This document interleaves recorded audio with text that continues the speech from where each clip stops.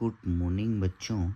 आज UP board की high school से विषय साइंस में बेटा चैप्टर केमिकल रिएक्शन रासायनिक अभिक्रियाओं से अभिक्रिया लेकर आए हैं बच्चों। विस्थापन अभिक्रिया क्या लेकर आए हैं? विस्थापन अभिक्रिया यानी डिस्प्लेसमेंट रिएक्शन। बेटा विधन स्थापन मतलब किसी भी तत्व को एक स्थान से दूसरे स्थान पर क्या कर दें? स्थापित कर दें। विस्थापन अभिक्रिया कहलाती है। ऐसी रासायनिक अभिक्रिया जिसमें अधिक क्रियाशील तत्व कम क्रियाशील तत्व को एक स्थान से दूसरे स्थान पर पहुंचा देता है, विस्थापन अभिक्रिया कहलाती है। जैसे Fe लोहे को बेटा कॉपर सल्फेट CuSO4 के विलयन में डालते हैं तो बेटा FeSO4 का विलयन प्राप्त होता है और कॉपर जो है उसको अलग कर देता है। Fe जो है लोहा जो होता है बेटा ये अधिक क्रियाशील तत्व है, कॉपर कम क्रियाशील तत्व है, इसलिए लोहा कॉपर को क्या कर देता है? हटा देता है, दूसरी जगह कर देता है। तो जो बाहुबली होता है बच्चों वो क्या करता है? छोटे लोगों पर दबदबा अपना बनाता है और उस पे कब्जा कर लेता है। उसी तरीके से ये Fe जो तत्व है ये बाहुबली तत्व है, किससे? कॉपर से। और इसलिए ये क्या करता है? कॉपर को हटा देता है, उसके घर पे कब्जा कर लेता है। कौन? FeSO4 बना लेता है, ये अपना कब्जा कर लेता है, कॉपर को हटा देता है यहाँ से।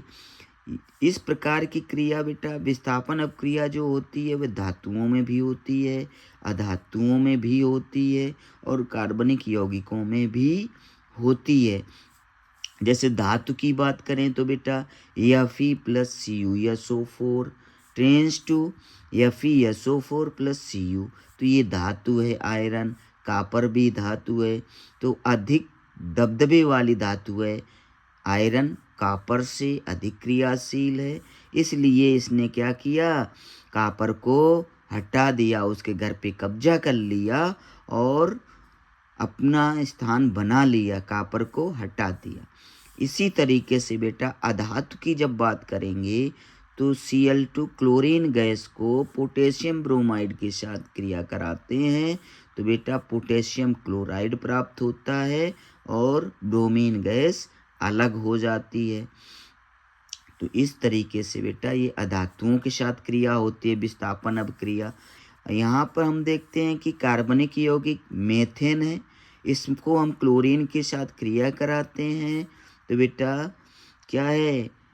क्लोरीन जो है वो विस्थापित कर देती है किसको? हाइड्रोजन को। तो क्या बनाती है? मेथिल क्लोराइड CH3Cl बना लेती है प्लस HCl अलग हो जाता है बेटा।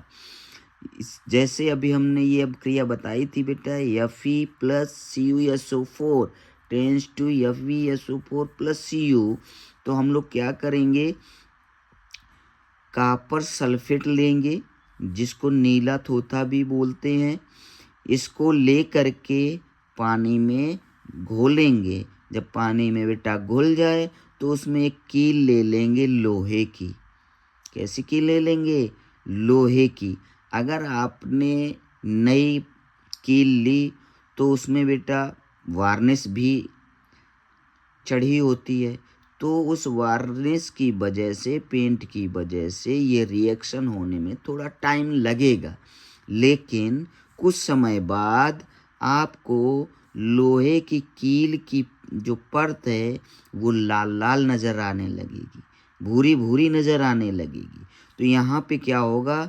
ये जो कॉपर सल्फेट का विलयन है बेटा ये नीले रंग का था अभी, फिर उसमें आपने कील डाल दी लोहे की, तो लोहे ने क्या किया? ये तो दबदबे वाला है। कैसा है ये? दबदबे वाला है। तो ये बाहुबली था लोहा, किससे? कॉपर से। तो कॉपर को इसने क्या किया? लोहे ने कापर के घर पर कब्जा कर लिया, कापर को हटा के फेंक दिया। तो इसने क्या किया, जो रंग नीला था तो वो अब रंग कैसा हो गया, हरे रंग का विलयन हो गया। लोहे का FeSO4 बना लेता है और लोहे की कील पर भूरे भूरे रंग की ये परत चढ़ जाती है, जिससे हम लोग कापर की परत कहते हैं।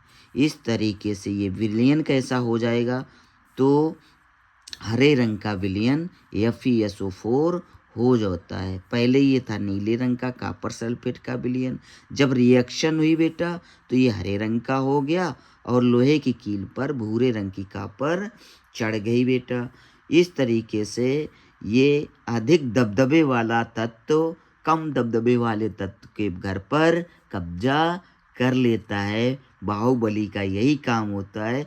इसी तरीके से तत्वों में भी जो तत्व अधिक क्रियाशील है, अधिक दबदबे वाला है, वो कम क्रियाशील तत्व को, कमज़ोर को हटा देता है। बेटा ट्रिक अच्छी लगी हो तो चैनल को सब्सक्राइब करो, लाइक करो और कमेंट करो। ये अब क्रिया बेटा यूपी बोर्ड में इम्पॉर्टेंट अब क्रिया है।